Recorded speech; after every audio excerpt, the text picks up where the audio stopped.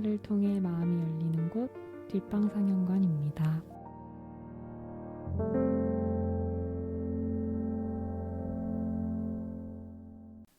영화가 끝나면 우리는 뒷방에 모여 대화를 시작합니다. 나와 당신의 영화는 우리의 대화를 통해 새롭게 살아납니다. 영화를 통해 마음이 열리는 곳 비밀스러운 뒷방으로 여러분을 초대합니다. 와. 안녕하세요. 저는 뒷방 상영관의 두부. 아토믹입니다. 안녕하세요. 뒷방 상영관 218번째 영화는 허우샤오시엔 감독의 동동의 여름방학입니다. 이 영화는 동동과 그의 동생인 정정이 여름방학을 맞이해서 삼촌과 함께 할아버지네 집으로 잠깐 여행이랄까요? 잠깐 떠나면서 벌어지는 일들을 그린 영화인데요. 그런 영화입니다. 네, 정말 제목 그대로 동동의 맞아요. 여름방학을 다룬 이야기고요. 이 영화를 하게 된 이유가 저희가 저번에 녹차의 맛이란 영화를 방송했는데 그 이제 방송 후기를 청취자님께서 보내주시면서 이 동동의 여름방학을 너무 좋아하시는 영화라고 해주셨으면 좋겠다고 하셨는데 저도 이 영화를 되게 좋아하거든요. 그래서 제가 이번 달 회의를 할 때 친구들한테 좀 적극 어필을 해서 하게 되었습니다. 그리고 녹차의 맛 영화에서도 차 마시는 장면이 많이 나오는데 이제 그 신청해 주시면서 이 영화에도 동동의 여름방학에도 소소하게 차를 권하는 장면들이 나온다고 그런 깨알 포인트도 얘기해 주셔서 저도 그 언제 차를 마셨지 하면서 봤어요. 포인트까지 짚어주셔가지고 재밌게 봤던 것 같아요. 저는 이 영화가 OTT에서도 보기가 어렵고 그쵸. 다른 인터넷에서도 보기가 어려워요.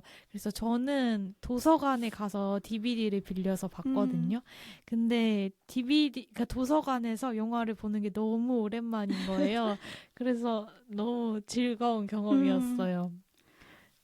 사실 대학 다닐 때 이제 학교의 도서관을 자주 이용했고 저희가 만난 동아리가 이제 그 학교의 도서관 소속이어서 사실 맞아요. 되게 애용을 하던 공간인데 사실 대학 때는 제가 저희 학교 도서관을 되게 좋아했지만 약간 그 등록금을 낸 이 보상이다. 약간 이런 좀 생각이 있었어요. 내가 돈을 냈으니까 이런 인프라를 뭔가 누릴 수 있다? 약간 이런 생각이 있었는데 이제 졸업을 하고서는 누릴 수가 없게 됐잖아요. 아무래도 물론 들어는 갈 수 있지만 그래서 이제 그냥 공공 도서관이라 해야 될까요? 그런 시에서 운영하거나 구에서 운영하는 곳들을 찾게 되었는데 생각보다 도서관이 정말 많고 일단 서울 기준이에요. 제가 서울에 살고 있기 때문에 제가 아는 한에서는 되게 많고 그런 작은 도서관들도 되게 많아요. 저희 집 앞에는 주민센터 안에 이제 도서관이 있는데 생각보다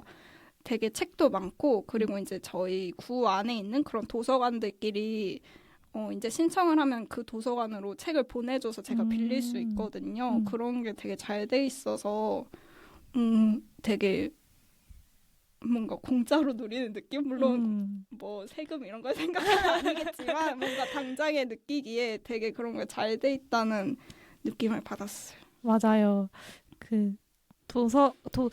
어느 서울뿐만 아니라 어떤 도시들도 도서관은 꼭 있거든요. 그래서 도서관을 이용해서 영화를 보는 게 또 저한테는 좀 새로웠고 그리고 또 되게 좋기도 하더라고요. 말씀해주신 대로 생각보다 너무 많은 영화들이 있더라고요.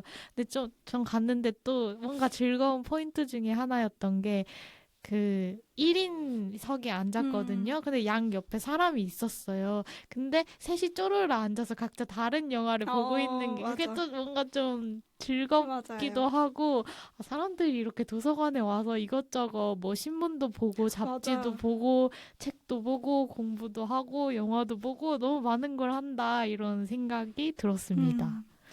혹시 두 분은 어느 도서관에 가서 봤나요? 영화를? 저는 그 서울시청역에 있는 서울도서관에 가서 봤는데 제가 그 도서관을 그냥 집에서 그렇게 가깝진 않은데 그 언니 직장이 그 근처라서 그리고 그냥 좀 편하게 갈 수 있는 길이 있어서 그쪽을 이상하게 많이 가게 되더라고요. 네, 엄청 좋아하는 도서관은 아닙니다. 네.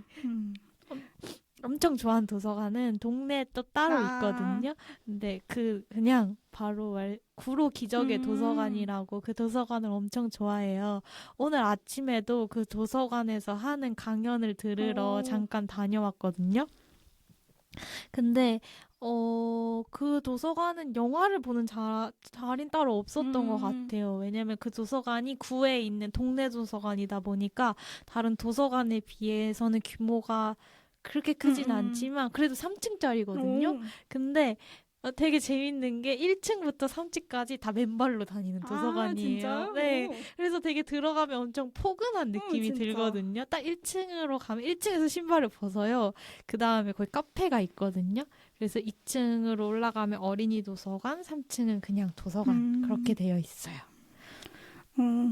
저는 이번에 호우샤오시엔 감독 영화들이 좀 OTT에 거의 없길래 저도 새로운 도서관에 한번 가서 영화를 봤는데요.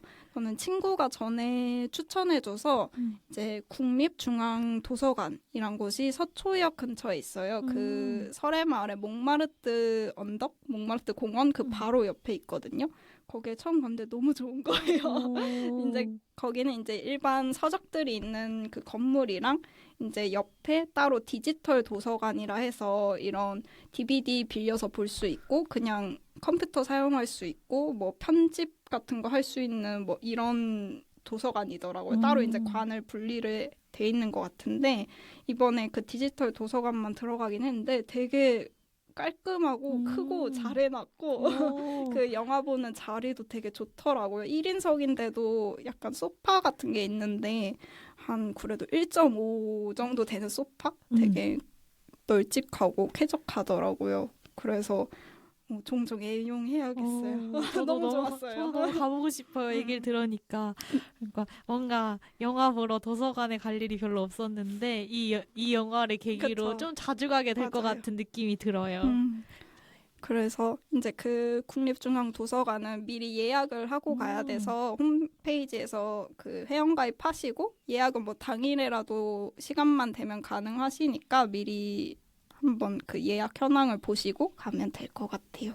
그리고 이제 영화 볼 수 있는 공간 또 영자원도 있죠. 맞아요. 거기는 이제 정말 영화를 위한 도서관이라기보다는 영화를 위한 곳인데 이제 아카이빙이 되게 잘 돼 있는 곳이니까 그것도 애용을 하시면 될 것 같습니다. 좋습니다. 네.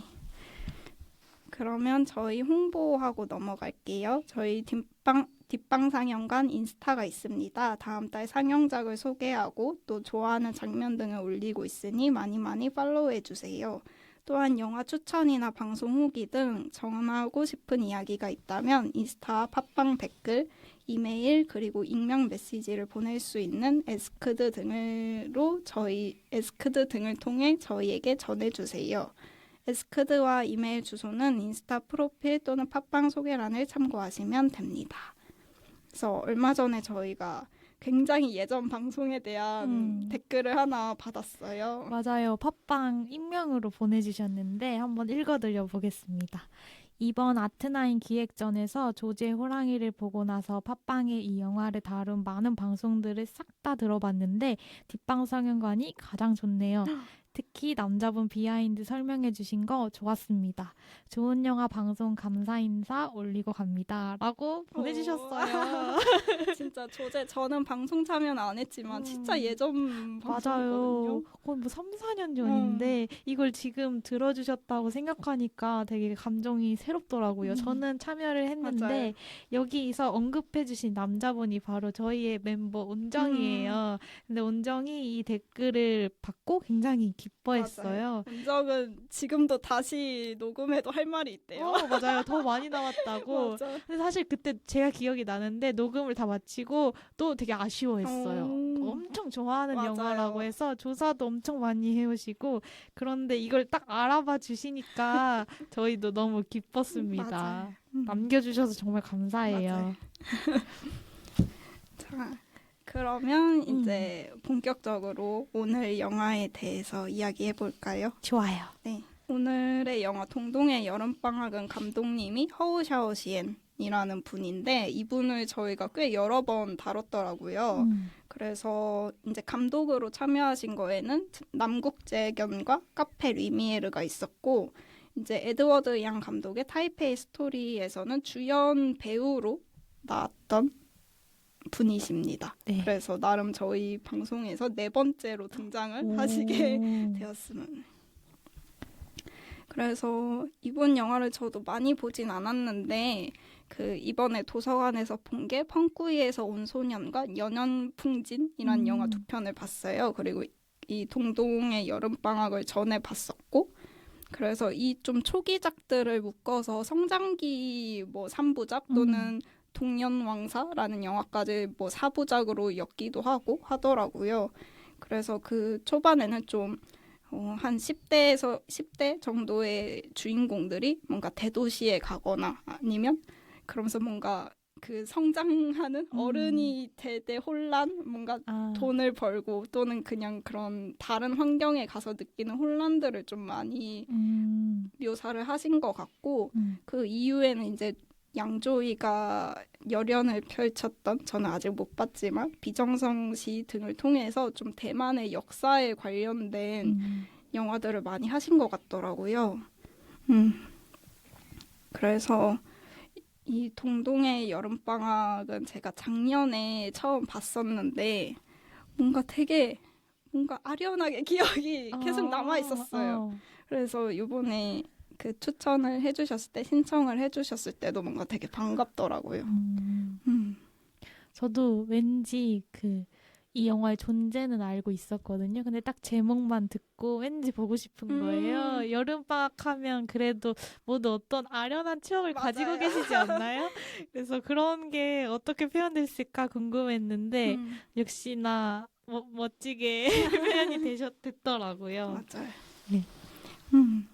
그러면 이제 저희 다시 보기 코너로 갈까요? 저 그 전에 하고 싶은 말이 있는데 제가 여기 나온 동동이 여름방학 때 놀러간 할아버지 집 있잖아요. 네. 그거를 구글맵에서 찾아보면 나오더라고요. 그 할아버지 집 자체가 굉장히 인상적이잖아요. 그쵸. 그래서 구글맵에 이게 그냥 딱 한자로 쳐야 나오기 때문에 한자가 중광 진료소 이런 식으로 치면 나오거든요. 어떻게 말씀을 드려야 될지 모르겠는데 궁금하신 분은 제가 댓글에 남겨놓을게요. 어떻게 검색하면 들어갈 수 있는지. 근데 구글맵에 쳐서 그 건물을 보는데 너무 그대로 남아있는 거예요. 그래서 리뷰 보는 것도 너무 재밌어서 그 건물이 혹시 지금은 어떻게 되는지 궁금하다라고 생각하시는 분들은 구글맵에 한번 검색을 해보시면 좋을 것 같아요. 맞아요. 저도 이제 리허설 때 두부가 알려줘서 같이 봤는데 막 되게 사람들이 열심히 사진을 맞아요. 찍어서 올려놨더라고요. 근데 모두 동동 얘기를 하더라고요. 이 영화 보고 여기 구경 왔다가 막 직접 들어가셔서 찍은 사진을 찍은 걸 올려주신 분도 계셨어요. 그래서 구글맵을 구경하는 것도 아주 재밌을 것 같습니다. 맞아요. 그리고 그 건물에 대해서 잠깐 얘기를 하자면 되게 건물이 특이하잖아요. 맞아요. 뭔가 그 방 안에 약간 단이 있다고 해야 될까요? 좀 이렇게 턱이 높게 의자 정도 되는 높이로 이렇게 방바닥에 올라와 있고 맞아요. 뭔가 그 계단도 되게 양쪽에서 올라와서 또 하나로 올라가게 되는 뭔가 되게 특이한 구조를 갖고 있는데 제가 이제 예전에 타이페이의 꽃 대만 뉴웨이브를 말하다라는 다큐멘터리를 봤어요. 이게 이제 허우 샤오시엔 감독이나 뭐 에드워드 양 감독을 포함해서 그 당시 대만 뉴웨이브 영화 감독들에 대해서 이야기하는 다큐멘터리인데 여기서 이제 동동의 여름방학에 대해서 언급이 나온 것 중에 하나가 그 건물이 일본식 의원 건물이래요.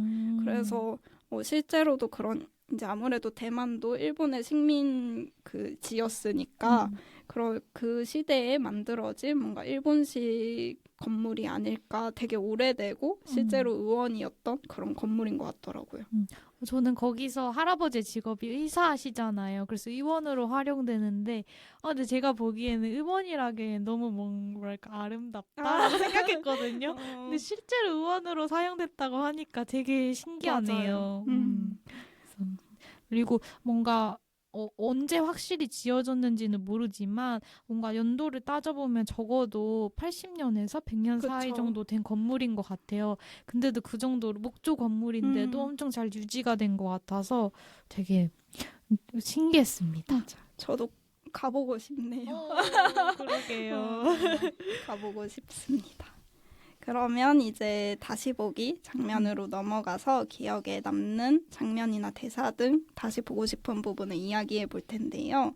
오늘은 시간순보다는 좀 더 키워드로 몇 가지 주제를 나눠서 이야기해 볼까 해요. 일단은 이 영화의 시간과 공간의 배경이 되는 여름방학과 시골에 대한 이야기로 시작해 보겠습니다. 좋아요. 네. 일단 이 영화가 시작하는 게 졸업식 장면으로 시작하잖아요. 그래서 막 그 처음에 동동을 되게 어리게 생각했었거든요. 맞아요. 한 뭐 8, 9살? 막 이 정도로 생각했는데 요번에 다시 보면서 그 졸업식 장면이 나오고 그래서 동동이 어딜 졸업하는 거지? 약간 유치원은 아니고 초등학교 졸업인가? 그러기엔 좀 어려 보이고 맞아요. 약간 제가 느끼기에 그랬거든요. 대체 몇 살인지. 그리고 그 중간에 제가 기억하기로는 할머니였나 아무튼 그 어른이 동동에게 약간 그 꾸짖으시면서 너 이제 그런 중학교 갈 나이인데 막 이런 식으로 얘기하는 게 나와서 그렇게 큰가 약간 싶었어요. 영화 보면서. 근데 그 간단히 찾아보니까 지금 대만의 교육 과정이 6살 때부터 이제 6년을 초등학교를 다니고 그 이후 3년이 이제 중학교라고 해요. 그러니까 아마 12살에서 13살 그 정도의 나이가 맞는 것 같더라고요, 동동이. 그래서 그렇게 졸업을 하고 그리고 또 대만이 8월이 학기 시작이래요. 그래서 아마 졸업을 하고 이제 새 학기가 시작되기 전이 여름방학이 뭔가 이 영화의 배경이 되는 것 같습니다. 그래서 저희는 딱 졸업하면 겨울방학이잖아요. 저희 한국의 교육과정을 생각하면. 근데 졸업하면 여름방학이라고 생각하니까 저희는 여름방학하면 조금 짧은 느낌이 있는데 대만은 좀 더 길고 아득한 기분이 더 있을까 이런 생각이 들었어요. 맞아요. 그래서 이제 졸업식 후에 할아버지 댁으로 동생 정정과 함께 동동이 가게 되는데 그때 친구와 막 기차역에서 인사를 나누잖아요. 그래서 막 건너편에서 얘기를 하면서 그 친구가 뭐 도쿄 디즈니랜드 갈 건데 너도 뭐 갈 수 있냐 막 이런 얘기를 할 때 근데 남자애들은 15살 넘으면 해외 못 나가잖아. 이런 대사가 맞아. 나와요. 그래서 얼른 가야 된다고. 그래서 저게 뭔 얘기지? 약간 싶었거든요. 그래서 자세한 이유는 잘은 모르겠지만 이제 대만이 1987년까지 계엄령이 있었기 때문에 그때도 해외에 그 나가는 게 해외 여행이 되게 제한적이었다 해요. 아예 금지가 된 건지. 아무튼 그래서 그런 영향으로 나온 대사가 아닐까 싶더라고요. 그리고 약간 이건 확실한 건 아니고 추측이지만 남자의 경우는 15살이라고 얘기한 거 보니까 뭔가 군대에 가는 것과 연관이 있지 않을까라는 생각을 잠깐 했어요. 네, 맞아요.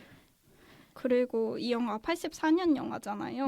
그래서 도쿄 디즈니랜드가 그렇게 오래됐나 싶어서 찾아보니까 도쿄 디즈니랜드가 83년에 열었더라고요. 진짜요? 그러니까 이제 막 생겨서 약간 와. 뭐 조금 그나마 가까운 곳에 생겨서 갈 수 있다. 약간 이런 마음이 된 것 같아요. 신기하더라고요. 핫할만 하네요. 전 아직도 못 가봤는데. 아무튼 그러고 또 이제 그렇게 기차를 타고 시골에 도착을 했는데 맞아요. 이때 되게 상징적으로 시작을 하잖아요. 시골에 도착해서. 그때 이제 동동과 동생 정정은 엄청 화려한 옷을 입고 막 청반 바지 입고 핑크색 드레스에 막 밀짚 모자 쓰고 엄청 화려한 옷차림에 인형 안고.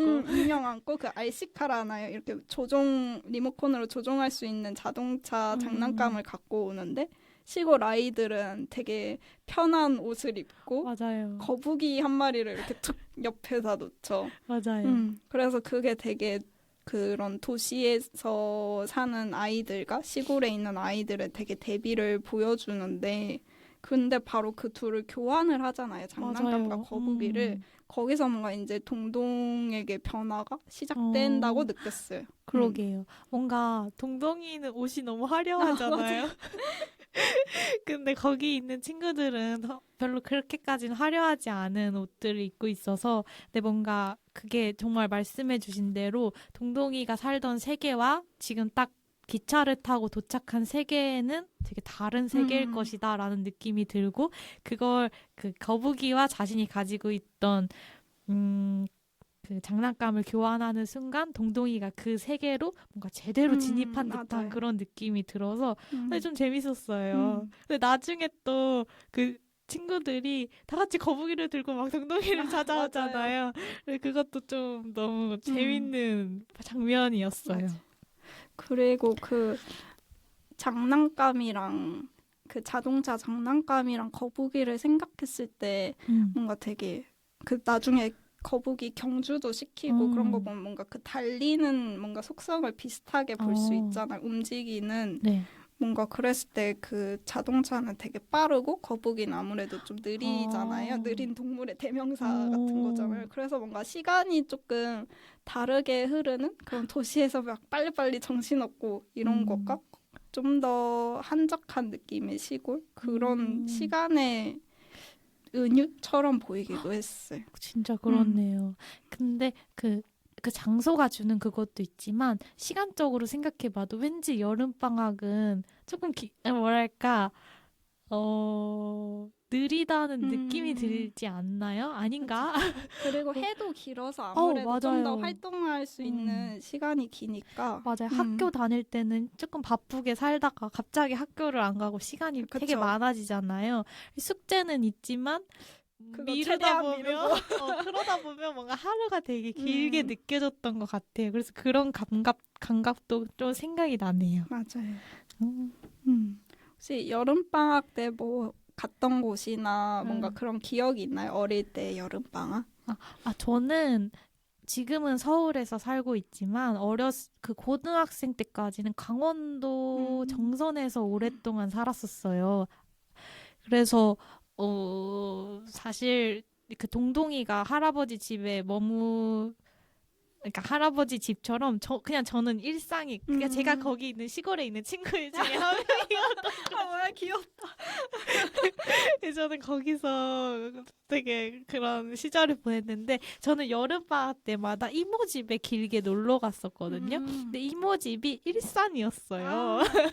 그래서 저한테는 그 여름방학이 뭔가 그 이모 집에 가면은 저희 그 정선에는 그때 제가 살았을 때는 햄버거 집이 딱히 없었거든요. 빵집에서 파는 햄버거만 있고 막 롯데리아라든지 그런 게 전혀 없었어요. 그리고 영화관도 사실 없었거든요. 근데 일산에 여름방학 때 잠깐 오면은 이모가 햄버거도 시켜주고 영화도 보여주고 막 그때 코난 극장판 보여주고 그래서 저 이모한테 근데 사실 그 일상이잖아요. 햄버거를 먹고 그런 게 이모한테 별거 아닌데 저한테는 뭔가 진짜 드라마 속에 있는 것처럼 매일매일이 사건인 거예요. 근데 그런 감각을 생각해 봤을 때 동동이한테도 시골이 그러니까 시골에 사는 할아버지의 일상이 굉장히 드라마틱할 수 있었겠다라는 생각이 들기도 하더라고요. 진짜.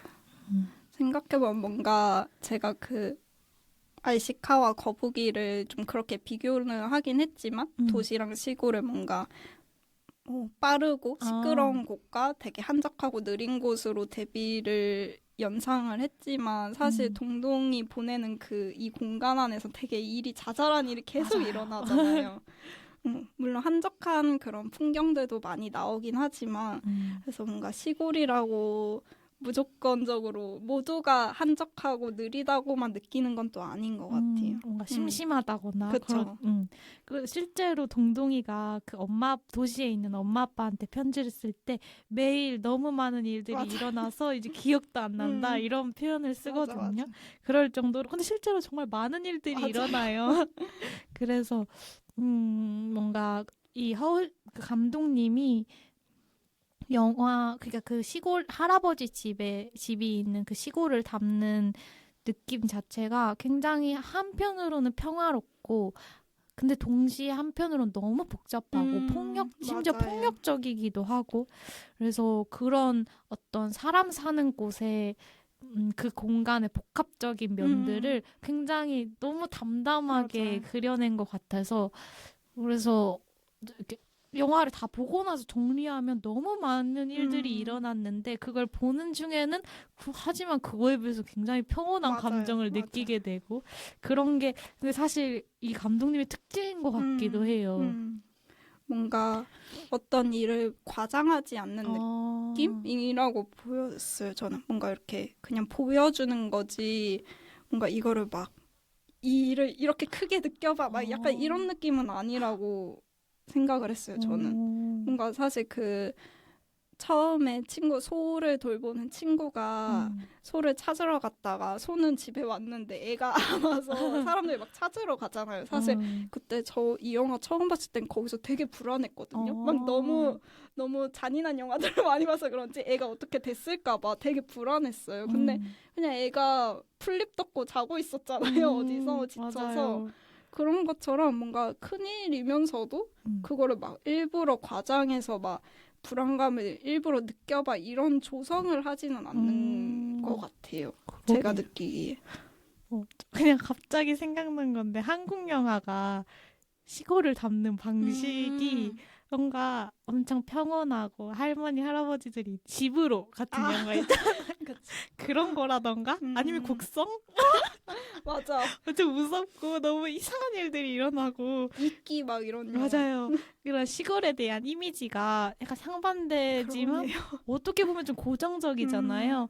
그러니까 뭔가 사실 시골에 살아보면 알겠지만 그 어떤 하나의 이미지로 사람 사는 곳이 다 그렇기도 하지만 어떠한 딱 하나의 이미지로 고정되는 곳은 없잖아요. 근데 이 영화의 특색이라고 한다면 말씀해 주신 대로 굉장히 뭐랄까 과장하지 않는 어떤 이미지 하나로 치우쳐지지 않는 방식으로 공간을 조명해 주는 것 같아요. 맞아요. 저는 개인적으로 이제 서울에서 계속 나고 자랐는데 이제 친가는 완전 시골이었어요. 그래서 방학 때 근데 동동처럼 막 오래 지내본 적은 없고 뭐 2박 3일 길어야 3박 4일 이렇게만 다녀왔던 것 같고 벌써 이제 너무 옛날이라 자세히 기억은 안 나지만 지금이 아니라 이 동동의 여름방학처럼 뭔가 거기에 진짜 살고 있는 아이들은 없었어요. 이미 시골에는 거의 이제 노인분들 위주로 살고 있었고 그래서 제가 가서 같이 노는 건 이제 사촌들이랑 노는 건데 사촌들도 거의 이제 다른 지역 뭐 서울이나 다른 이제 도시에서 이제 살다가 그때 방학 때 잠깐 와서 만나는 그런 거였어서 약간 거기에 사는 친구들과 이제 같이 노는 그 동동의 느낌이 좀 신기하달까? 제가 느껴본 적은 없는 일이었어요. 아무 위화감 없이 그냥 섞이잖아요. 근데 이 공간에 되게 특색인 것 같은 게 굉장히 작은 공동체인데 그렇죠. 굉장히 서로가 긴밀하게 연관되어 있어요. 뭐 사실 엔칭커라고 하나 그 소를 데리고 네네네. 왔다가 사라진 아이가 사라졌을 때도 동네 사람들이 막 나와서 다 같이 찾잖아요. 그런 거 보면 이 집에 누가 있고 무슨 일이 일어나는지 굉장히 서로 잘 맞아요. 알고 있고 근데 모든 시골이 그런 건 아니잖아요. 그렇죠. 그래서 이 공간이 굉장히 엄청 연결이 강한 공동체의 느낌을 많이 받았던 것 같아요. 맞아요. 근데 동동은 그 안에서 꽤나 적응을 잘하는 것 맞아요. 같아요. 좀 잘 맞는 것 같기도 하고 뭐 되게 많은 일들을 잘 관찰하는데 그에 비해 정정은 조금 달라요. 동생인 정정은 약간 적응을 못하는 듯한 모습을 보여주기도 하죠. 일단 정정은 되게 말 대사가 거의 없고 그냥 가만히 쳐다보고 있는 그런 장면이 많이 나오고 그래서 뭐 동동 오빠인 동동과 뭔가 옆에 있고 싶어 하는데 자꾸 동동은 너는 뭐 여자애니까 저리 가 막 이런 말도 하고 뭐 너는 뭐 했으니까 우리 옷 막 던졌으니까 저리 가 막 이런 얘기를 자꾸 하죠. 맞아요. 근데도 막 정정은 막 대들지도 않고 사실 그냥 말을 안 하고 뭐 이제 자기 고집은 부리지만 말을 되게 안 해요. 그래서 저는 정정이 왜 그렇게 말을 안 하지? 싶긴 했거든요. 근데 여기서 되게 말이 없는 캐릭터 중 하나가 할아버지잖아요. 맞아요. 할아버지가 눈으로 아이들을 제압하는 그런 분이신데 대사도 많이 없고 근데 그냥 이렇게 눈으로만 이렇게 쳐다만 보고 있는 그런 얼굴이 나올 때 뭔가 할아버지의 그 모습과 되게 겹쳐 보였어요. 저는 그 정정이 약간 고집 센 면이라고 할까요? 맞아, 고집 진짜 세죠. 맞아요. 그리고 사실 그 처음에 기차 타고 이제 시골 갈 때 삼촌이랑 그래도 말을 조금 하는 것 같은데 그때 이제 뭐지? 오줌을 싸서 옷이 막 젖어서 속옷을 갈아입잖아요. 근데 그때 삼촌이 갈아입으러 줬는데 자기 이 팬티 싫다고 맞아. 막 그러잖아요. 그게 너무 귀여우면서 약간 정정의 그런 뭔가 자기 고집이 있는 어린 아이지만 뭔가 자기 생각도 있고 고집이 있는 그런 면을 좀 보여주는 것 같아요. 그래 너무 귀여웠어. 맞아요. 근데 말해주신 걸 생각하니까 정정이 많이 말할 때는 진짜 그 기차 삼촌이랑 있을 때 그리고 중간에 삼촌을 만났을 때 그리고 마지막에 아빠를 다시 만났을 맞아요. 때 그 외에는 거의 말을 하지 않아요.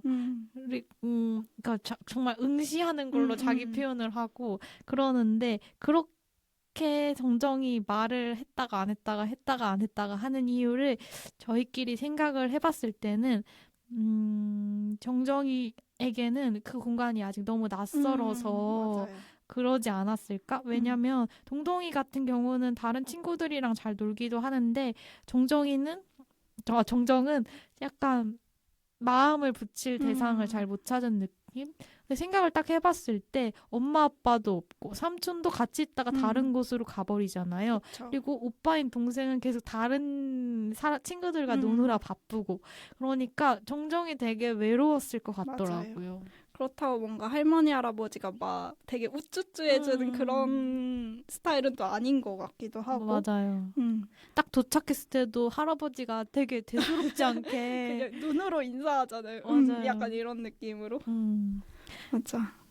음. 그래서 저도 보면서 계속 정정이 되게 말이 없는 게 되게 궁금했었거든요. 그냥 저렇게 원래 조용한 아이인가 했는데 딱 마지막에 이제 아빠를 만나서 차 타고 올라갈 때 갑자기 막 얘기를 하잖아요. 맞아요. 아빠 쟤네는 막 옷도 안 입고 저기서 수영해 막 이런 얘기를 하는데 이제 그때서야 정정이 되게 여기가 좀 답답하고 자기도 뭔가 말하고 뭐를 하고 싶은데 여기가 좀 답답하고 좀 스트레스 아래에 있는 상태였겠구나 싶더라고요. 그 장면을 보고서야. 그래서 뭔가 나이가 아직 어려서일 수도 있고 아니면 그냥 성향 자체가 그럴 수도 있고 뭔가 좀 그 낯선 환경에는 아직 적응하지 못한? 그래서 동동은 뭐 좀 더 재밌는 추억도 있고 뭐 이상했던 일도 있고 이렇게 기억을 한다면 정정한테는 아직 그 여름방학이 조금은 어려웠을 것 같아요. 맞아요. 근데 새로운 곳을 가게 됐을 때는 동동처럼 되기도 하고 어떨 땐 또 정정처럼 되기도 하잖아요. 그래서 서로 다른 모습을 보여줬던 게 저는 인상 깊었어요. 맞아요. 그러면 다음 키워드로 좀 넘어가서 뭐 세대 차이라고 볼 수도 있고 여러 나이대가 나오잖아요. 이곳에 맞아요. 동동과 정정을 포함한 그런 어린이들이 나오고 또 삼촌과 삼촌의 여자친구인 벽운 또 한추라는 그 동네 여자 캐릭터도 나오고 그런 좀 중간 어른이라고 해야 될까요? 그런 나이대도 나오고 또 이제 할머니 할아버지 세대까지 좀 세대가 여러 개 나오는데 되게 관계가 복잡하게 있어요. 맞아요. 이렇게 좀 가까운 것 같고 이렇게는 또 뭔가 되게 음. 적대적이 아니라 뭐라 해야죠? 갈등을 조금 갖고 있는 음. 그래서 그런 관계들에 대해서 이야기해 보겠습니다. 음. 저는 일단 뭔가 딱 갑자기 확 기억이 나는 장면은 할아버지와 동동의 관계가 갑자기 생각이 나는데 둘 다 할아버지가 되게 과묵하시고 엄격하셔서 진짜 무서운 할아버지잖아요. 근데 중간에 그런 장면이 나오거든요. 할아버지랑 동동이랑 같이 앨범을 보는 맞아요. 장면이 나와요. 맞아요. 근데 저는 그게 너무 좋은 거예요.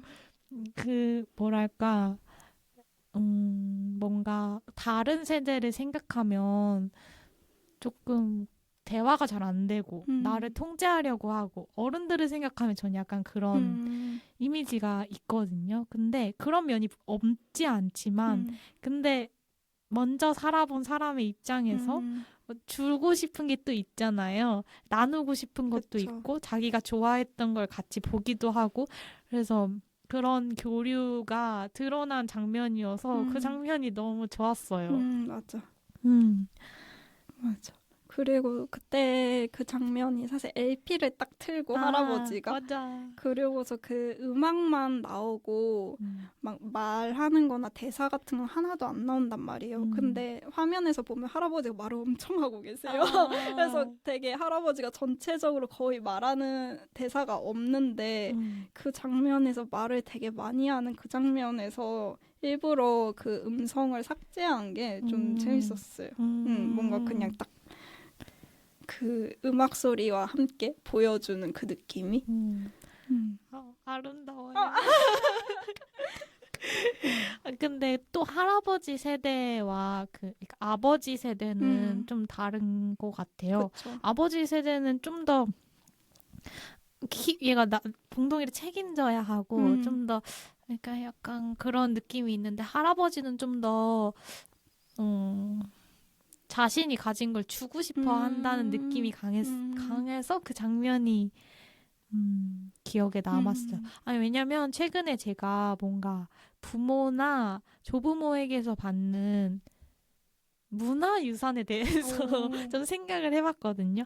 그러니까 부모님이 즐기시던 음악이라던가 영화나 뭔가 옷 그런 걸 아이가 어린이 입장에서 그걸 자연스럽게 받아들이는데 그것도 진짜 유산이다라는 생각이 그쵸. 들었어요. 그러니까 내 취향 자체가 유산이 될 수 있는 거예요. 근데 그런 걸 갑자기 그게 생각나는 장면이었어요. 맞아. 그래서 영화에서 보면은 세대가 딱 조금 그래도 비교적 딱 나눠지는데 그래서 각자의 세계가 다른 것도 강조하고요. 되게 달라서 일어나는 갈등도 많은데 갑자기 그 세계가 다르기 때문에 또 우정을 쌓는 그런 장면들도 동시에 나와서 되게 여러 가지 관계, 하나의 관계에서도 여러 가지 모습을 맞아요. 보여준다라는 느낌을 받았습니다.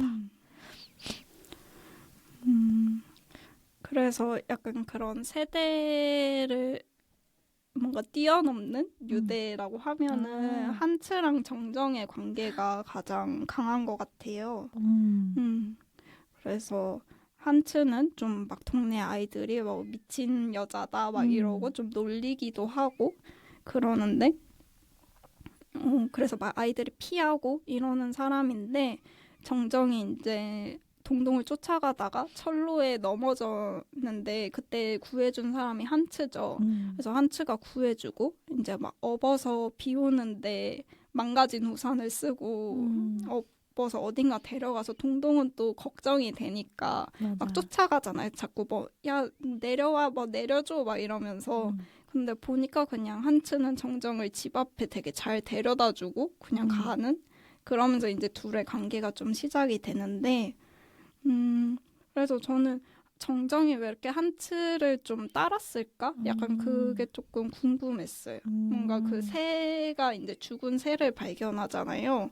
그래서 동동이 막 그냥 강물에 흘려보내 그러면 환생할 거야 이런 식으로 좀 퉁명스럽게 맞아요. 말을 하니까 혼자 막 정정이 채를 이제 안고서 가는데 그때 이제 만난 게 한츠잖아요. 그래서 왜 한츠랑 뭔가 그런 새에 대해서 뭔가를 나눴을까? 약간 궁금했어요. 그때 제가 정확히 기억 안 나지만 그냥 강가에 한츠가 있었기 때문일까? 싶기도 하고 아니면은 있어도 그냥 한츠를 못 본 채 하고 자기 혼자 흘려보낼 수도 있잖아요. 새를. 맞아요. 근데도 굳이 이제 한츠에게 새를 보여주고 막 이런 거는 왜 그랬을까 좀 궁금했어요. 그러게요. 그 앞서서 한추가 정정을 구했기 때문에 정정이 느끼는 게 좀 남달랐을 수도 있지만 저는 그 새 이야기를 정정이 했을 때 한추가 보인 반응이 조금 충격적이었거든요. 동동의 격우는 굉장히 무심하잖아요. 같은 또래임에도 정정과는 가장 가까운 사이임에도 정정이 하는 말을 잘 듣지 않아요. 근데 한추는 어떻게 보면 정정과 굉장히 먼 사람이잖아요. 사는 곳도 다르고 심지어 나이도 굉장히 다를 그쵸. 거예요.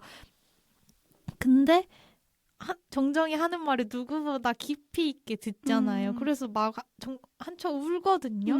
그리고 어떻게 해주려고 막 나무 위로 그쵸. 올라가잖아요. 그러니까 정정의 어떤 감정을 굉장히 깊게 같이 느꼈던 것 같아요. 근데 앞서 말했듯이 정정이 이 동네에 약간 정을 붙이지 못하고 마음을 기댈 사람을 찾지 못하고 있었는데 그 존재가 한추가 돼주지 않았을까. 자기 말을 듣는 사람이 유일하게 한추이지 않았을까라는 생각이 들었습니다. 맞아요. 그래서 이제 한츠가 그 새를 뭔가 둥지에 올리려 한 건지 나무를 타다가 거기에 떨어져서 이제 임신 초기였는데 유산을 하게 되죠. 그래서 이제 막 할아버지가 아무래도 그 의사시니까 이제 그 동네에서 뭔가 좀 유지 같은 뭔가 그런 분이신데 그래서 막 할아버지랑 그런 뭐 한츠의 아빠를 포함해서 어른들이 막 뭐라 하죠? 의논을 하잖아요. 네. 이제 한츠가 임신했을 때 임신 사실을 알았을 때도 어떻게 할 건지 또 지금 유산을 한 상태에서 뭘 어떻게 해야 좋을지 이런 이야기를 나누는데 참 그걸 보면서 되게 뭐랄까요?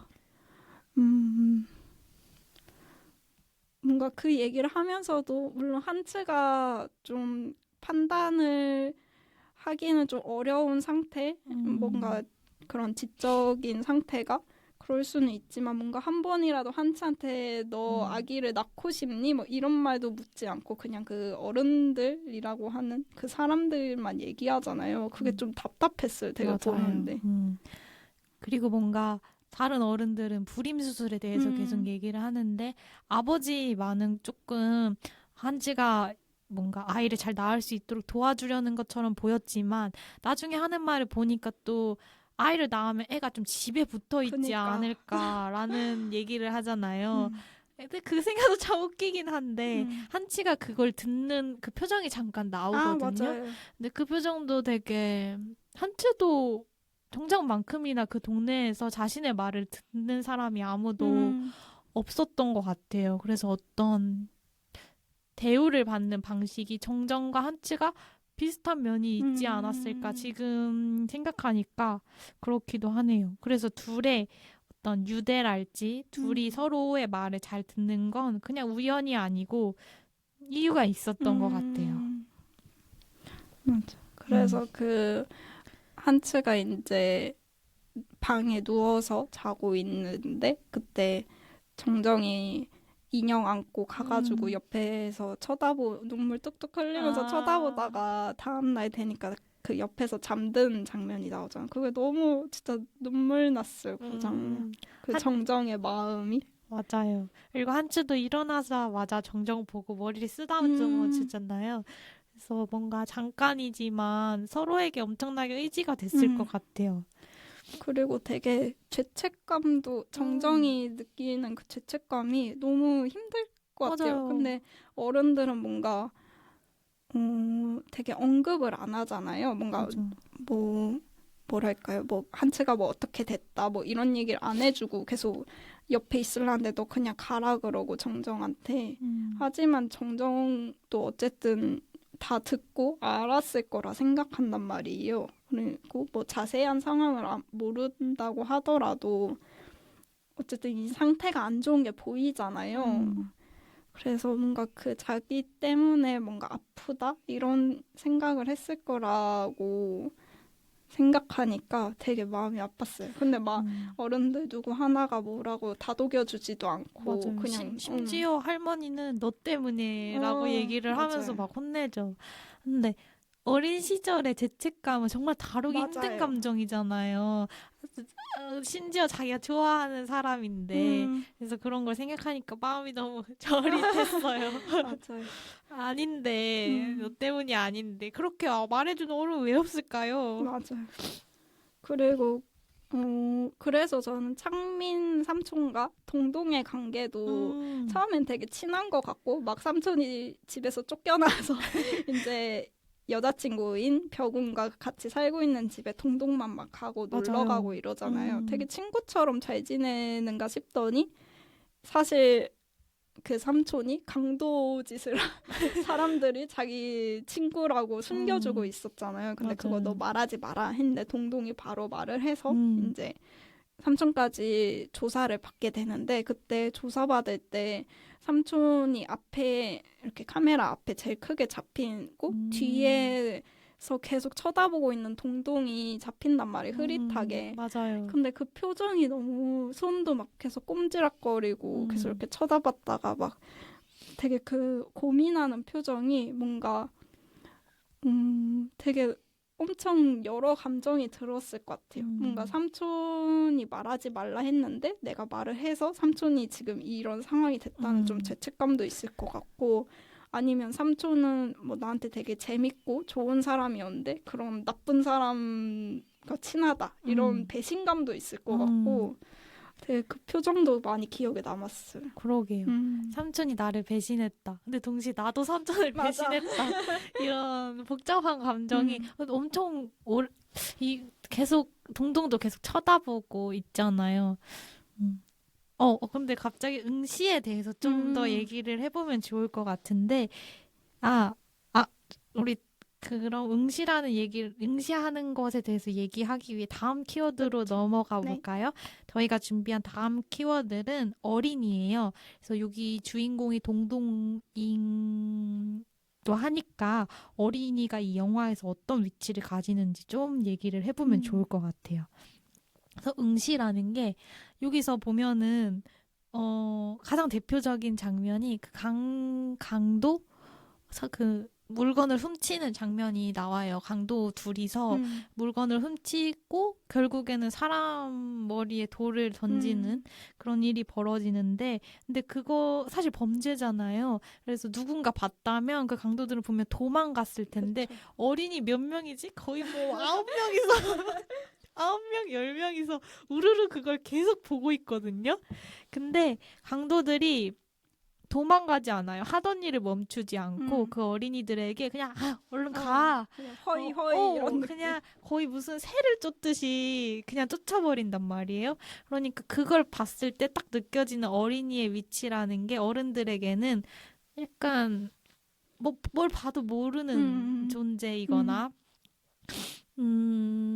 뭐 무시하는 걸 수도 있고요. 거의 어떤 상황에서는 없는 존재라고 생각하는 것 같기도 해요. 근데 굉장히 역설적으로 어른들이 그렇게 없는 존재를 여기기 때문에 이 마을의 동네 어린이들은 어른들이 볼 수 없는 가장 많은 걸 보고 그쵸. 다니는 것 같아요.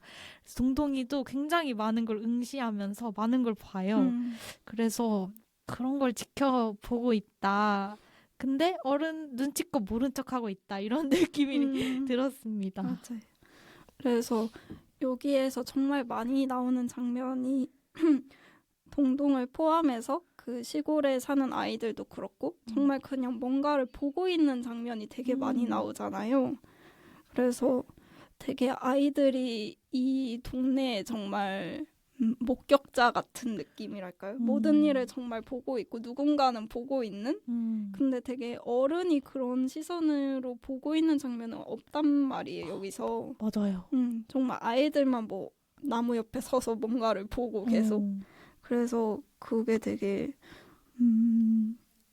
뭐랄까요? 정말 어린 아이들이라고 모르는 게 아니다. 어리다고 모르는 게 아니고 뭔가 그 상황을 제대로 뭔가 이해는 못하더라도 뭔가 그런 기억이 쌓이면 좀 위험한 기억이 있을 수도 있잖아요.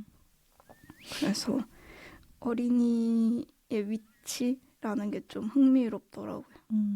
오늘 지금 갑자기 팍 생각이 난 건데 그 한추의 어떤 미래에 대해서 얘기하는 건 어른들이잖아요. 그쵸. 아이들은 그런 건 얘기하지 않아요. 한추가 어떻게 하면 됐고 이런 얘기를 하는 건 어른들이지만 한추가 평소에 어떤 행동을 하는지 가장 많이 관찰하는 건 어린이들인 그러네요. 것 같아요. 그래서 어떤 이미 뭔가 눈에 안경을 쓰기 전에 어떤 자신만의 관점이 생기기 전에 그리고 어쩌면 좀 더 투명한 눈으로 세상의 모든 걸 받아들이는 시기이지 않을까. 그래서 오히려 좀 더 진실한 모습을 많이 보게 되는 그런 것 같기도 하네요. 맞아요. 그래서 되게 동동의 입장에서 보면은 되게 혼란스러운 일들이 많잖아요. 맞아요. 뭔가 이제 아빠, 엄마한테 편지 보낼 때도 뭐 할아버지가 되게 삼촌 막 혼냈는데 또 삼촌을 이제 보석금 내고 풀어나게 풀어주게? 아무튼 그 이제 강도 사건 때문에 감옥에 간 삼촌이 나오게 한 것도 할아버지라서 이해가 뭐 안 된다 이런 말도 하는데 뭔가 그런 마음을 계속 헤아려 가면서 이해를 하려고 노력하면서 좀 크는 건가 싶더라고요. 맞아요. 저도 동동이가 너무 혼란스러울 것 같았어요. 그러니까 뭔가 어른들이 그러니까 책 속에서 있는 이야기들이나 어릴 때 특히 접하는 동화들은 너무 간단하고 그쵸. 명확하잖아요. 나쁜 사람은 나쁜 사람이 있고 착한 사람은 결국엔 정말 착한 사람이었구나. 그래서 의심의 여지가 없거든요. 근데 동동이가 마주한 세상은 모든 게 의심스럽고 모든 게 모순이 있어요. 그래서 조금 얘기를 해보자면 뭔가 되게 좋아 보이던 친해 보이던 이모와 삼촌 사이에도 어떤 문제가 있었고 그리고 범죄자라고 생각했던 사람들이 사실은 어릴 적 형의 친구였고 그리고 삼촌의 친구였고 그리고 그 미친 여자라고 생각했던 사람이 동생을 구해주잖아요. 그런 것을 계속해서 접하면서 뭔가 자신이 세상을 바라보는 인식 자체가 뭔가 부조화가 생기고 혼란스럽고 그래서 막 굉장히 어려웠을 것 같아요. 근데 뭔가 이젠 좀 알잖아요. 세상이 그런 거라는 걸. 이해가 안 되는 것들이 많죠. 맞아요. 근데 그런 걸 어린이들 입장에서 그런 걸 어떤 식으로 느끼면서 사는지 어린이들이 머릿속이 그냥 마냥 행복한 게 아니라는 걸 보여주는 것 같았어요. 맞아요. 그래서 뭔가 저는 이 영화 보면서 잘한다는 거는 그런 인식의 모순들을 여러 가지를 받아들이는 일이 아닐까라는 생각이 잠깐 들었습니다. 맞아요. 그리고 그 아이들이 계속 뭔가를 보고 있다는 그런 목격자의 느낌이 확 와닿은 게 저는 삼촌과 이제 벽운이라는 여자친구가 이제 결혼을 하는데 그때 혼전 임신을 해서 이제 가족들한테는 거의 할아버지가 대노를 하셔서 맞아요. 이제 할머니도 결혼식은 못 간다 이렇게 해서 동동이 유일하게 참석을 하게 되는데요. 이게 뭐 저희가 생각하는 그냥 결혼식이라기보다는 이제 법적으로 부부가 된 것을 정말 선언해주는 그런 곳에서 뭐라 하죠? 아무튼 그곳을 뭐라고 불러야 될지는 잘 모르지만 맞아요. 아무튼 맹세하는 거 그런 이제 거기서 식을 간단하게 올리는 건데 그때 이제 그 동동만 그 자리에 참석해서 유일하게 그 결혼식의 목격자 증인이 되는 그 맞아요. 느낌을 받았어요. 가족 중에서. 맞아요. 그래서 어른들은 뭘 모른다고 참견하지 말라고 하지만 사실은 되게 많은 걸 목격한 사람이 결국엔 동동이가 동동이었던 거죠. 맞아요. 맞아요. 그래서 그 목격자, 증인이라는 말이 참 적절한 것 같다고 느껴져요. 아, 그리고 그 결혼식 할 때 이제 벼구는 웨딩드레스도 없이 그리고 또 이제 삼촌도 그냥 턱시도도 아닌 그냥 옷을 평상복을 입었고 옆에 있는 커플은 이제 웨딩드레스랑 나름 턱시도를 입고 있단 말이에요. 그래서 그거를 보면서도 동동이 엄마 아빠한테 쓴 편지에서 이제 그 외숙모가 된 벼구는 웨딩드레스도 없었다 막 이런 말을 하고 그래서 되게 울적하다는 그 마음을 쓴단 말이에요 편지에. 그래서 아이라고 뭔가 이 상황을 완전히 모르는 건 또 아니다라는 그게 되게 많이 들었어요 그 생각이. 그러네요. 뭔가 복잡한 감정도 느끼고 어떤 식의 판단과 선택도 계속해서 하는 것 같아요. 맞아요. 그리고 그 이제 할아버지가 동동한테 부모와 자식 간의 그런 관계에 대해서 뭔가 이야기를 해줬다고 편지에 또 쓰잖아요.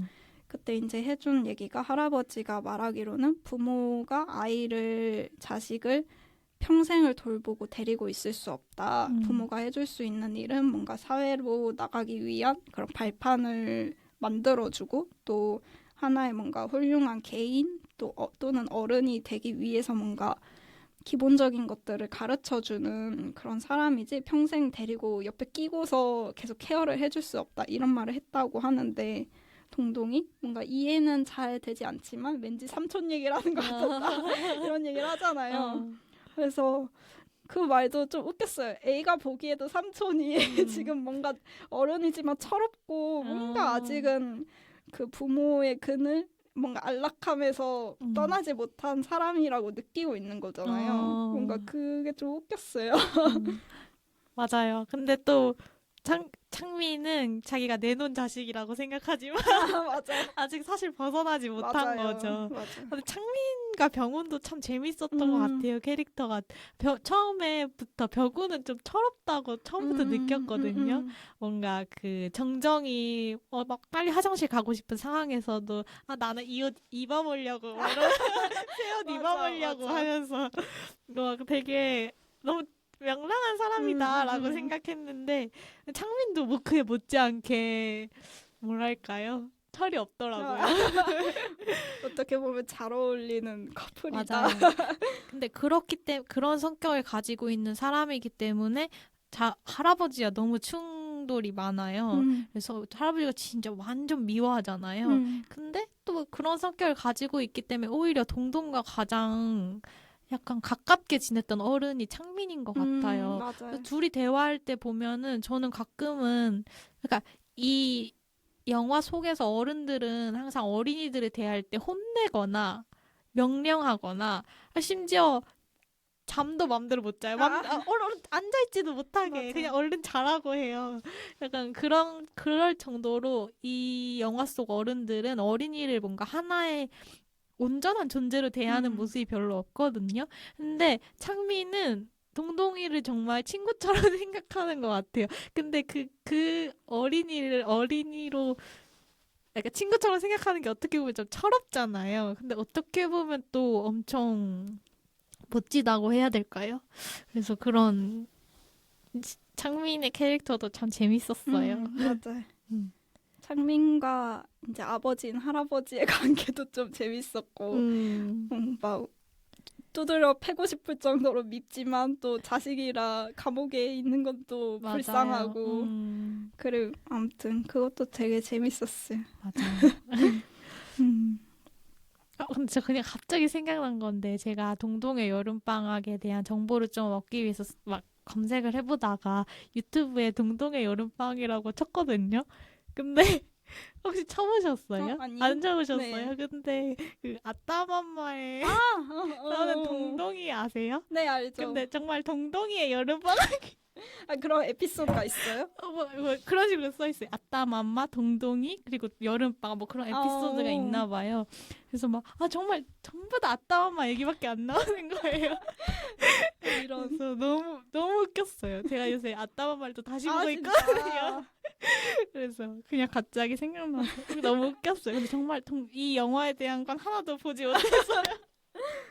슬프다. 네. 그리고 갑자기. 그 맨 처음에 제가 감독 얘기하면서 뭔가 성장 영화들 여러 편이 있다 이런 말씀 드렸는데, 그래서 되게 이 성장이란 거를 항상 어떻게 받아들여야 될까? 성장 이야기라는 걸 뭐가 성장했다는 걸까? 약간 이런 생각을 좀 많이 하거든요. 네. 그래서 아까 말한 그 할아버지가 부모와 자식 관계에 대해서 해준 이야기도 뭔가 어릴 때 좀 더 붙어있던 부모와의 뭔가 이별이라고 해야 될까요? 이렇게 떨어지면서 뭔가 한 단계 좀 나아갈 수 있는 이런 얘기를 했잖아요. 근데 그 졸업식 축사 맨 처음에서도 얘기를 하면서 그 축사 내용이 이제 그 뭐 많은 웃음 속에서 시간들이 지났고 우리는 이곳을 이제 떠나서 새로운 더 넓은 곳에 가겠다. 대충 이런 내용으로 시작을 한단 말이에요. 맞아요. 그리고 막 중간중간에 동동 이제 할아버지가 시켜서 한시 같은 거 무슨 시 같은 걸 계속 외워요. 할아버지 앞에서. 근데 그거 외우는 것 중에 하나도 뭔가 되게 이별에 대한 거, 내가 이제 그 작별을 고하고 점점 멀리 가는데 막 이런 내용이 하나가 나오거든요. 그래서 뭔가 이 영화에서의 성장이란 게 뭔가 좀 더 지금까지 익숙했던 거랑 약간의 작별 또는 거리를 두면서 뭔가 다른 곳으로 나아가는 그러면서 좀 더 뭔가 새로운 것 또는 다른 것, 넓은 것을 보게 하는 게 아닐까 싶더라고요. 저도 그런 것 같아요. 이 영화에서 말하고 하자 하는 뭔가 성장이라고 한다면 저는 가장 인상 깊었던 건 그러니까 뭔가 세상에 있는 여러 많은 모순들을 수용하는 거라고 생각했는데 뭔가 항상 이거는 근데 어린이들만 가지고 있는 게 아니고 나에게 논리적으로 어떻게 뭔가 마땅해야 그렇게 해야 마땅하다라는 그런 일들이 있잖아요. 그쵸. 근데 그런 건 항상 깨지는 것 같아요. 근데 그게 하나가 깨지면 너무 충격적이고 혼란스러운데 그러면서 세상이 점점 넓어지는 것 같거든요. 그래서 전 동동이의 세상이 여름방학 이후로 뭔가 조금 더 넓어지지 않았을까라는 맞아요. 생각이 들었어요. 맞아. 그리고 그 성장 영화들, 허우 샤오시엔 감독의 성장 영화들이 뭐 제가 아까 약간 10대에서 뭔가 어른이 되는 그런 시기라고 하긴 했지만 사실 성장 영화가 무조건적으로 어린이가 어른이 되거나 뭐 사춘기의 이야기는 또 아니라고 생각하거든요. 저희도 그냥 정말 새로운 것을 받아들이고 뭔가 변화가 생기면 그걸 성장이라고 당연히 부를 수 있다고 여겨서 그래서 뭔가 꼭 어린이, 어른 그렇게 생각 안 해도 될 것 같아요. 뭔가 하나의 개인의 뭔가 사고방식이 변할 수 있는 계기? 그런 걸로 보면 되지 않을까 싶더라고요. 네. 그리고 이 장소와 관련해서 얘기를 하고 싶은 게 하나 더 생각이 났는데요. 이 영화에서 그 나무가 굉장히 많이 나와요. 근데 이 허우샤오시엔 감독님의 다른 영화인 카페 리미에르에서도 제가 나무가 바람에 흔들리는 그런 모습들을 정말 너무 사랑했거든요. 근데 이 영화에서도 나무가 정말 계속 보이는 거예요. 그리고 또 바람에 흔들리고 있고 동네에 엄청 커다란 나무가 있더라고요. 그런 나무와 풀들과 그런 것들을 되게 카메라가 엄청 잘 보여주는데 그런 뭔가 감독님이 이 상황? 뭐라고 해야 될까요? 그 찍는 방식에 대해서도 좀 더 얘기를 해볼까요? 네.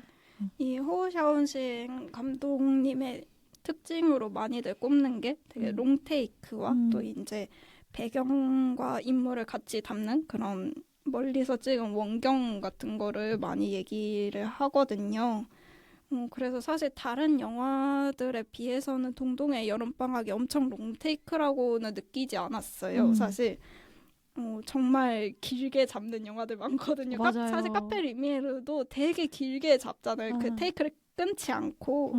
그래서 좀 더 다른 영화 보면 그런 특성이 더 잘 느껴지시긴 할 것 같은데 아무튼 이거에 관해서 허우샤오신 감독님의 인터뷰를 읽은 것 중에 하나가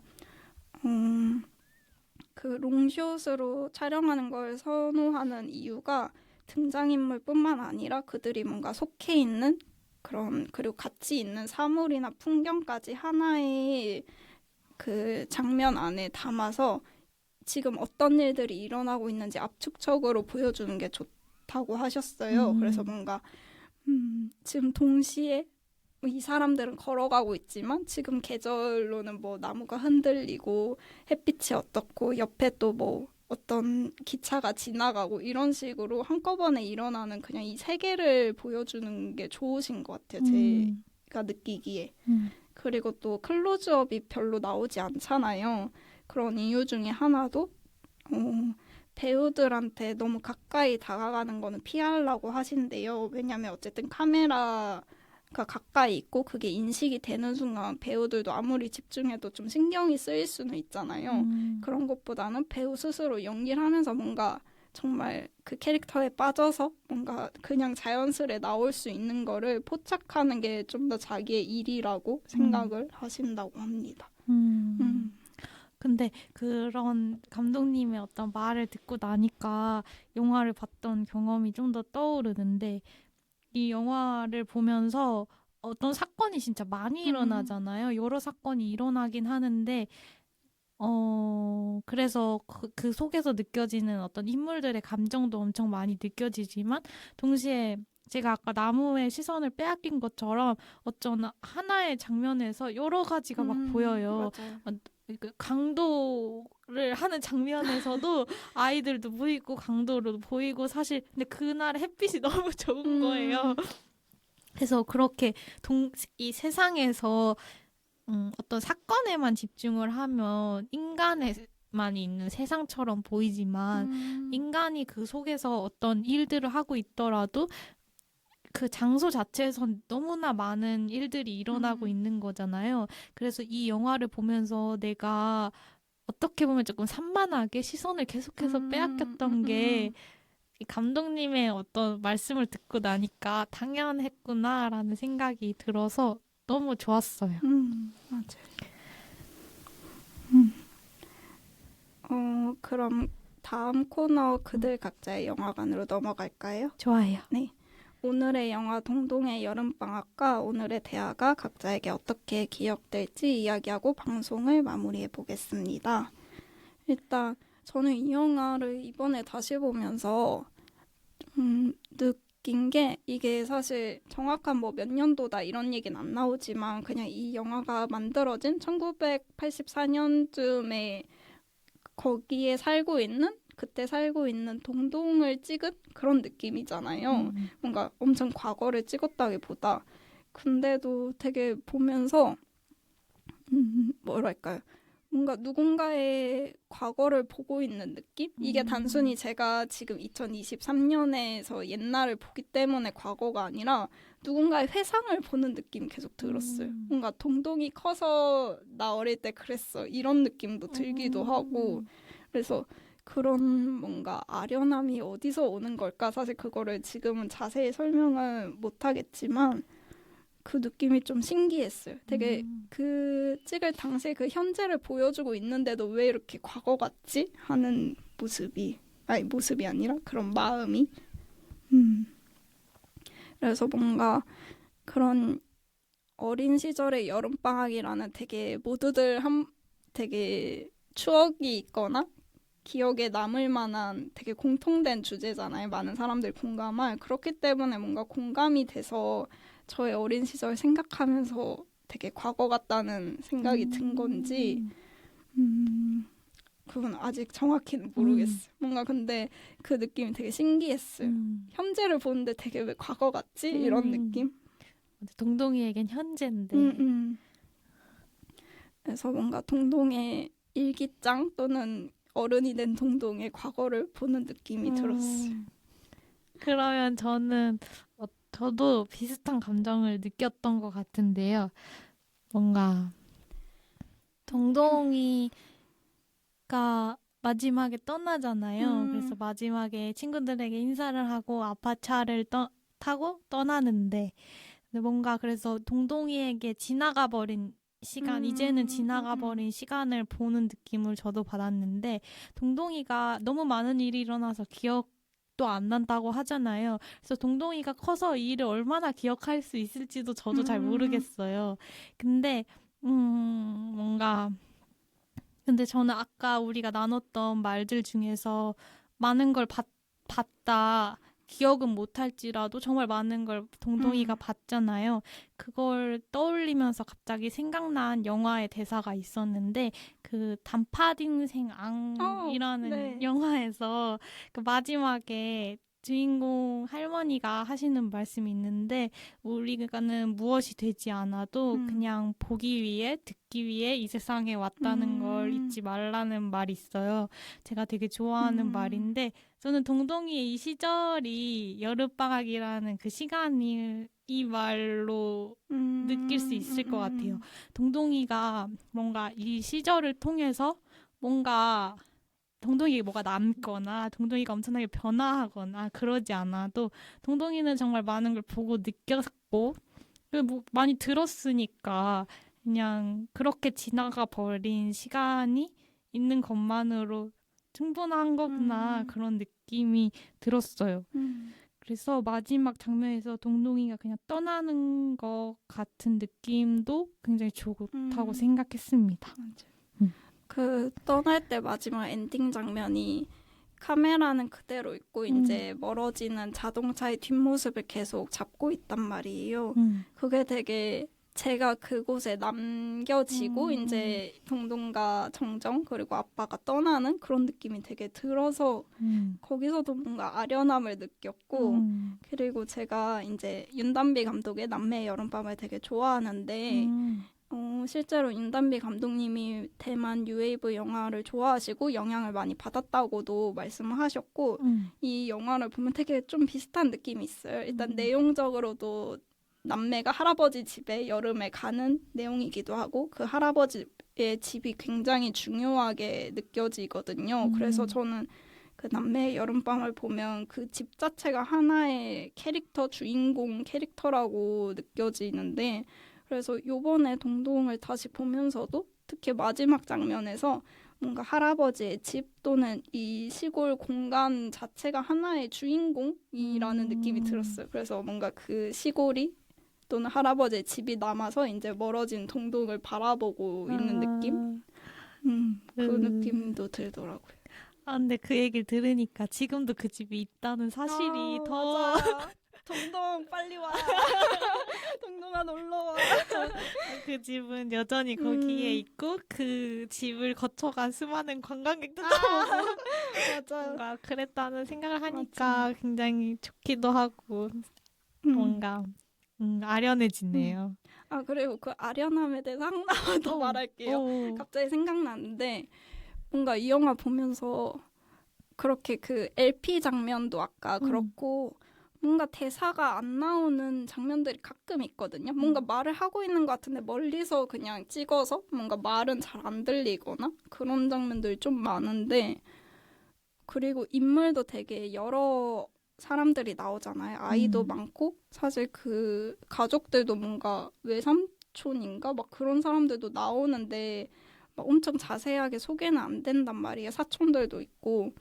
그래서 뭔가 이게 되게 기억 같다고 느낀 이유가 그냥 이 영화가 완전히 동동의 시점으로만 보여주는 건 아니지만 뭔가 동동이 기억했을 법한 것들을 보여주는 그런 맞아요. 느낌인 것 같아요. 그래서 그 LP 장면도 사실 할아버지가 하는 말이 별로 기억이 안 남을 수 있잖아요. 막 할아버지가 내가 언제 개원을 했고 이 집이 뭐 몇 년도 거고 이런 얘기를 뭔가 하신 것 같았거든요. 앨범 보여주면서. 그래서 뭔가 그 말은 기억이 안 나지만 그때 할아버지가 되게 다정했던 거 할아버지가 LP를 틀어줬던 거 이런 게 기억이 남아서 약간 그런 식으로 표현을 한 게 아닐까? 또는 그런 표현에서 제가 그렇게 느낀 게 아닐까 싶더라고요. 너무 좋네요. 음. 아, 좋아요. 그럼 우리 이쯤에서 방송을 마무리해 볼까요? 네. 좋아요. 그러면 영화가 끝났으니 계단 조심하셔서 천천히 나가주시길 바랍니다. 저희 다음 영화도 많이 기대해 주세요. 안녕. 안녕.